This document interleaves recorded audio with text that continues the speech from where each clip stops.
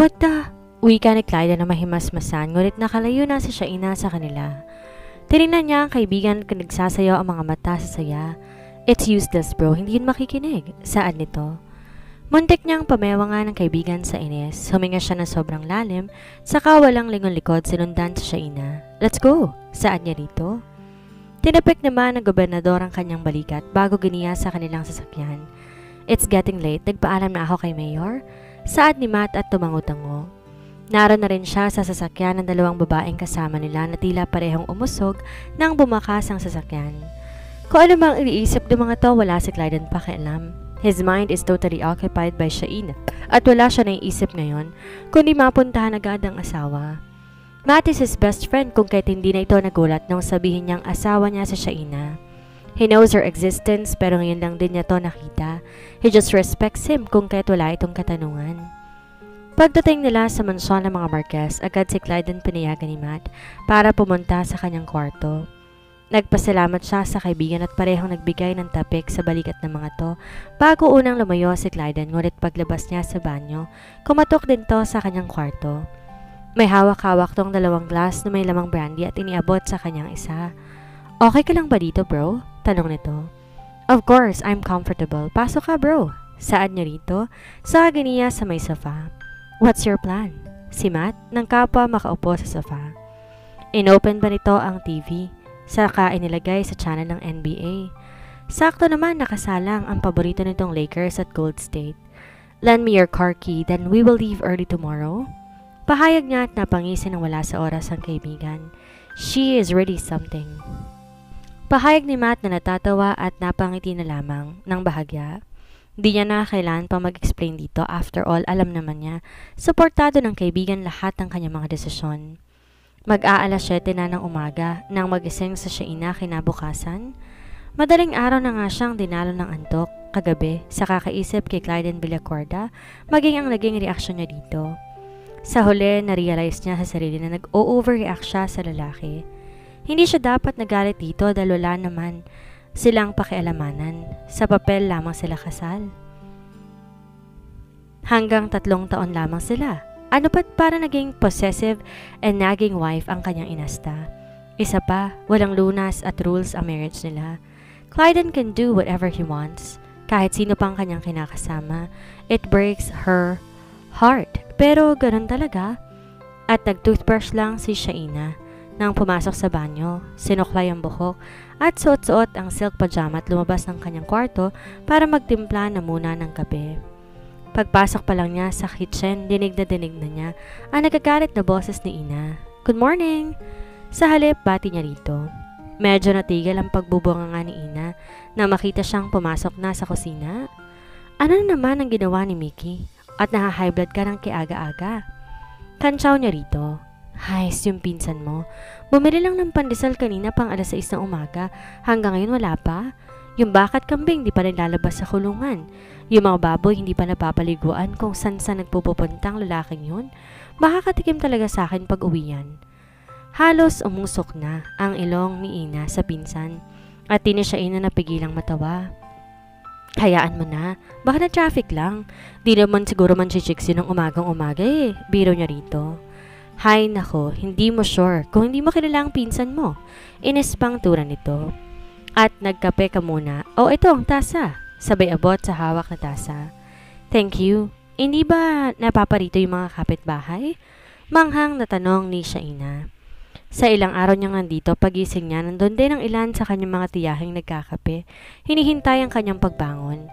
Pagkatapos tatanungin anong uulamin saka magluluto.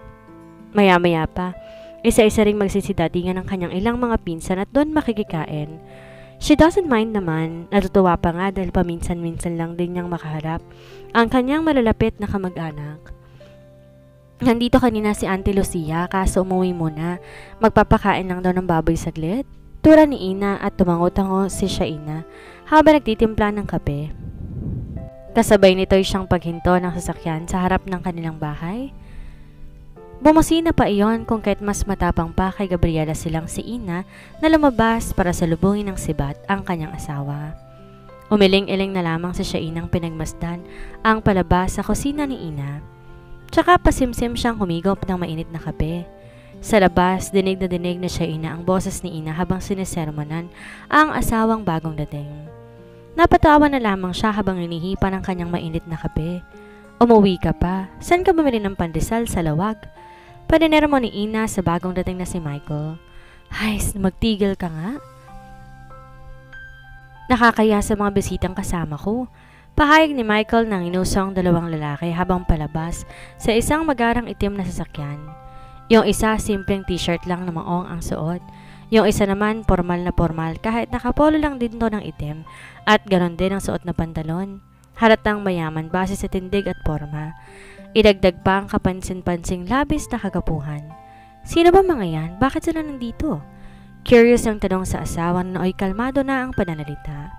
Huwag ka na maraming tanong, tawagin mo si Shaina.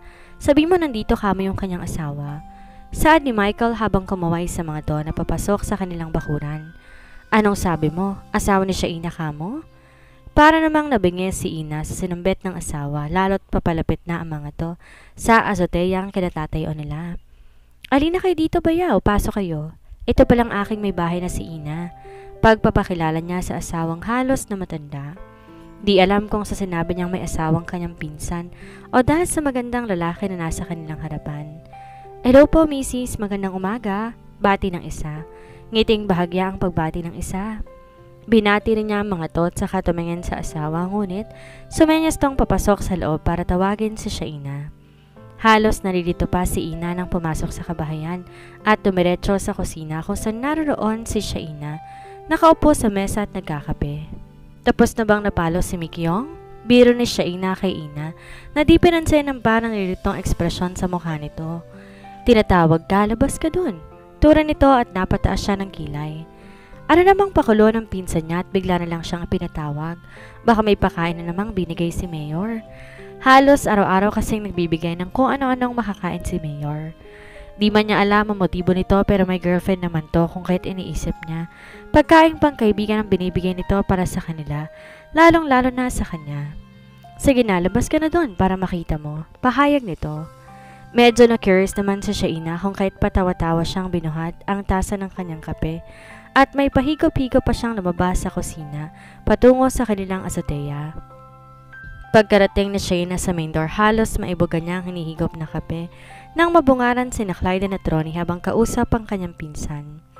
Agad na patingin sa kanyang tatlo kaya't useless na ang kanyang planong biglang pagbabalik sa loob. Uy, insan, mabutit kasing ka na. Nakita ko sinabayaw sa sentro. Tamang-tama sa akin sila nagtanong. Excited na pagkukwento ng kanyang pinsan. Magandang umaga, Ma'am Shaina. Di naman pala mahirap hanapin tong sa inyo, ma'am. Bati agad ni Ronnie sa kanya. Medyo nautal ang kanyang dila sa pagkabigla habang si Clyden nakatingin lang din sa kanya. Di nga na Shaina mabasa anong ekspresyon ng mukha nito. Ah, oo kuya, madali lang. Saan niya rito? Nilipat niya ang tingin kay Ronnie dahil nagsisimula na siyang kabahan sa presensya ni Clyden. Ay, ala, sige insan. Ikaw munang bahala sa kanila ha. Kukuha lang ako ng kape para sa ating mga bisita. Pag-excuse ni Michael na hindi man lang nahalata ang tensyon na namamagitan sa kanilang dalawa ni Clyden. Naiwan ko yung susi sa sasakyan. Kunan ko lang saglit ma'am baka makabalik na mag-isa sa bahay ni Gov. Birong pahayag ni Ronnie at natatawang lumayo sa kanila. Pagkatalikod ni Ronnie, saglit nang namayani ang katahimikan sa kanilang dalawa ni Clyden. Napahawak pa siya sa noo bago tiningnan ang lalaki na nooy nakatunghay lang din sa kanya. Look, you don't have to come here. Pahayag ni Shaina dito. Tumaas lang din ang kiri ni Clyden habang di humihiwalay sa mukha ni Shaina. Okay, I'm sorry for what I've done. Acted last night. It is too immature. And I regretted all night. I'm really sorry. Saan niya rito? Ngunit tahimik lang si Clyden kaya't mas talo siyang kinabahan dito. Sa katahimikan ng lalaki mukhang may binabalak na hindi maganda. Di ka na dapat nag-aksaya pang pumunta dito at bakit hindi? Biglang pahayag ni Clyden habang napakaseryoso. Dahil hindi na kailangan, masisirang schedule mo. Baka may importante kang lakad ng mga kasama mo. Saad ni Shaina at napatawa to ng bahagya. So you just acted recklessly last night. Not a jealous wife na parang leon na gustong lumapa ng isang buong Clyden Villacorda? May panguuyam na pahayag ng lalaki at di ni Shaina napigilan ang pamumula ng kanyang mukha. Di naman sa ganon, mahinang turan niya. At ano nga kung ganun? Why not school me now? Nandito tayo sa territory mo ngayon. Paghahamon ni Clyden. Napahiya si Shaina sa sarili, lalo't kaharap pa man din si Gov nung nagfi-feelingera siya. I'm really sorry. Nabigla lang kasi ako makita kita dito sa norte, di ba nga? Pumunta ka sa US? Halos mag-stammer niyang paliwanag. Yeah, di ba ako makakabalik agad? Wika ni Clyden. Kasi iniisip ko magtatagal ka dun. Bakit parang magic naman na bigla ka nilang nandito sa norte? Is that impossible to happen? Sabi mo, a-attend ka ng anniversary. So what? Ilang oras ba ang pagsaselebrate ng anniversary? Tura ni Clyden. Tinignan na siya ang asawa dahil wala siyang ideya kung ilang oras o araw ang pagsaselebrate ng ganon. Hindi nga na-experience, anong malay niya? Ilang girlfriends ba meron ka? Di na siya inaasahan na lumabas sa bibig niya habang umentra sa isip niya ang babaeng nakaangkla sa braso ng asawa kagabi. Ngunit pinangunutan siya ni Clyden. Are you accusing me again? May karapatan ba ako? Pahayag ni siya na nakipaglaban ng titigan. I just wanna know, para alam ko kung saan ako liliko at kung sino-sino ang mga taong dapat iwasan. I don't want to ruin any of your relationships. Pahabang linya niya, kasabay ng paghugot ng malalim na paghinga. Kung pwede ayaw niyang makasalumuha ang mga babae ng lalaki. Ilang taon na lang naman mas maganda kung wala siyang encounter sa mga to para mas peaceful ang kanyang buhay. Nilayo niya ang kanyang paningin, ngunit di niya inaasahan ang ginawa ni Clyden. Bigla siya nitong kinabig palapit sa kanyang katawan at niyakap na mahigpit. Bigla siyang naalarma sa ginawa nito. May dumaraan ng mga ilan-ilan, baka makita sila ng mga tao doon. Clyden, ano ka ba? Bitiwan mo ako. May makakita sa atin dito eh. Panghuhulag po sa Shaina. May pagka-tradisyonal pa naman ng mga tao ron, baka anong sabihin sa kanya. So what? You're my wife. How can I not hug you if I wish to? Saad ni Clyden. Hindi nga nila alam. O di maganda para magkaalaman na nang hindi kung ano-anong pumapasok sa isip mo. Saad nitong wala yatang balak bitawan siya. Clyden? Turan lang nito. Bitawan mo ko. Why? I miss you. Nasa azotea tayo, madaming dumaraan. Nung nasa Paris tayo, hinahag naman kita kahit nasa street tayo. Iba doon, iba dito. But still, you and me. Bakit pantigas ng ulo mo? Di ni siya napigilan ang sariling manggigil sa inis. Kung sana nasa ibang lugar sila, baka kinikilig siya ng sobra. Ngunit sa ngayon, para siyang piniprito sa sobrang kaba. Nakakatatlo ka na sa akin, Shaina. Don't talk bad words when I'm holding you. Can't you let go of me first kasi nasa province po tayo. Iba ang mga tao dito. Pahayag ni Shaina in a soft voice. Kung kahit unti-unting binitawan siya ng lalaki but still holding her hand, na tila ba bigla siyang lalayo. Naku anak, nag-asawa ka na pala na wala kaming kaalam-alam. Saad ni Tita Lucia na umiiyak. Sakto ng kanyang ina kamag-anak bigla ni Shaina ang natorete. Good job for 3 years lang naman. Kung kaya't ayaw na nitong ipaalam. Wait lang po tita, magpapaliwanag po ako. Saad niyang di malaman ang gagawin. Sa pagkakataong yon, pinagpawisan siya ng malapot. Dahil ba wala na mga magulang mo anak kaya hindi ka nagsasabi? Hirit naman ang nanay ni Michael. Di naman po sa ganon tita, it just happened so quick kung kahit di na rin ako minapagpaalam sa inyo. Kaya nga po ako nandito para formal na hiningin sa iyo ang kamay ng aking asawa. Di ni siya inaasahang pahayag ni Clyden. Pinisil nitong hawak-hawak na palad niya kahit bigla sa siya inang tumango, tanda ng pagsang-ayon sa sinabi nito. Kung ganun wala kami magagawa mga anak, ang importante, pumunta ka ngayon dito para makilala ka namin. Alam mo si Shaina ay ulilang lubos pero di ibig sabihin na wala na nagpapahalaga sa kanya dito. Ang lagi ng dasal namin makahanap siya ng taong magmamahal sa kanya at mag-aalaga ng tunay. Wika ng Tita Lusing niya na sinang-ayunan naman ang lahat. Huwag po kayo mag-alala, tita. Mahal na mahal ko po sa Shaina, 10 ng aking pamilya. Wika ni Clyden na siyang kinagulat ni Shaina. Tiningnan niya ito, ngunit kinindatan siya ng asawa. Alam ni Shaina, sinabi lang niya ni Clyden just to comfort her relative, pero bakit sobra siyang na-disappoint sa isipin yon? Pinilit niyang ngumiti sa kabila ng nararamdaman sa loob. Sorry, tita. May lugkot na bahayag niya sa mga to. Ay, okay lang. Ang importante, masaya ka sa napili mong mahalin at pakasalan. Sa nakikita ko, talagang mahal na mahal ka ng asawa mo, anak. Ang matanda at halos maiyak sa Shaina sa sinabi nito. Di dahil sa kasiyahan, ngunit sa labis na kalungkutan. Totoo po yan, tita. Mahal na mahal ko po ang pamangkin ninyo. Gagawin ko pong lahat para siya'y lumigaya. Si Clyden, hinawakan ng bewang niya sabay ng paghalik nito sa kanyang ulo sa ginawa ni Clyden. Halatang kinilig ang mga kamag-anak niya. Ngunit kay Shaina ay pawang pagpapanggap lamang to sa harap ng kanyang mga tita. Ngumiti na lang din siya sa mga to sabay ng pagtaas niya ng tingin sa lalaki upang tingnan niya to sa mukha. Sa pagkakangiti ni Clyden, parang ngayon lang niya nakita. Sa halos 1 taon na lang magkasama, he seems happy. Nagsasayaw ang mga mata at nakalabas ang mapuputit pantay-pantay ng ngipin sa paraan ng pagkakangiti. He's so handsome, and she can't take her eyes on him.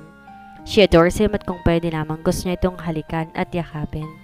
Sweetheart, you're too obvious. Huwag mo namang ipahalata sa kanila na patay ka sa akin.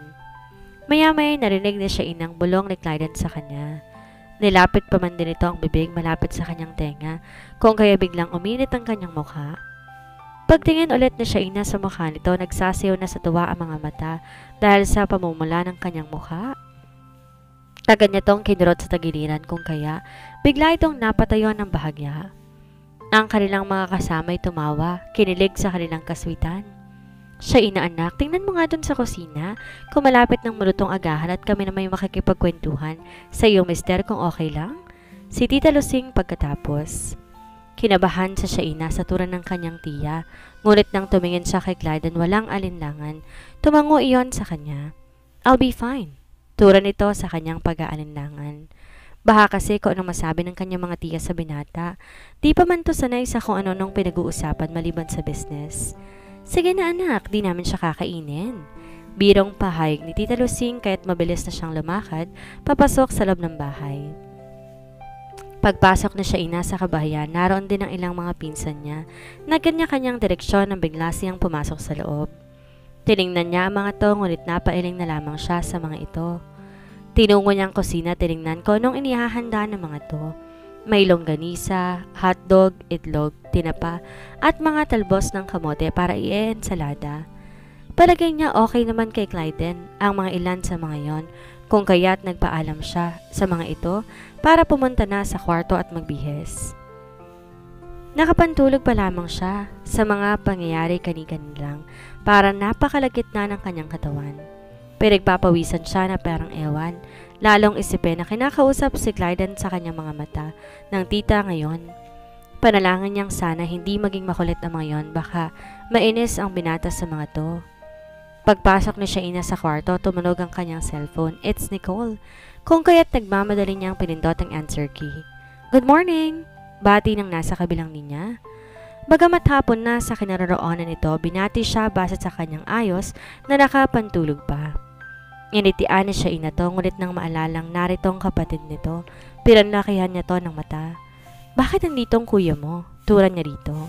Talaga? Sagot ng nasa kabilang linya na halatang di nabigla sa narinig. Oo, at nagkakalat siya dito. Eksaheradong pahayag ni Shaina at tumawa yon. What do you mean? Ewan ko kung anong pakulo ng kuya mo. Sinabi niyang asawa niya ako sa mga kamag-anak ko. My God, anong gagawin ko? Tulirong pahayag ni Shaina dito. Really? Sinabi niya yon? Di naman makapaniwalang tura ni Nicole. Di niya lubos maisip na sa unang pagkakataon, nagsabi ng gano'n ng kanyang kapatid ay pinakaingat-ingatan ng kanyang pamilya na hindi malik ang tungkol sa kasal nila ni Shaina.